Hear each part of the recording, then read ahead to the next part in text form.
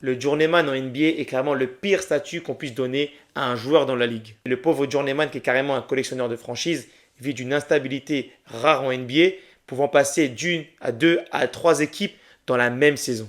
Il est important de distinguer deux types de journeyman. Tout d'abord, la monnaie d'échange. C'est clairement le dernier joueur qu'on retient lors d'un échange entre des stars ou un échange important et qui se retrouve dans la franchise alors que pas beaucoup de personnes ne le connaissent. Le pire dans tout ça, c'est qu'il peut être une monnaie d'échange au début de la saison, au milieu et finir dans une autre équipe à la fin de la saison. Vous avez aussi l'instable chronique qui vit de différents contrats de 10 jours dans les franchises. Je rappelle qu'en NBA, il est possible pour une franchise de signer un joueur 2 fois 10 jours.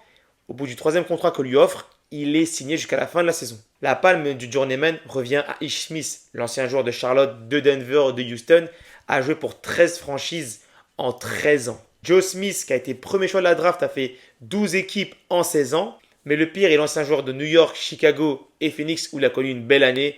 C'est Lou Admundson qui a évolué dans 11 franchises en 9 ans. En tout cas, certains peuvent se vanter d'avoir été de journeyman champion NBA, comme Ronny Turiaf avec Miami en 2012 et Ish Smith en 2023 avec Denver.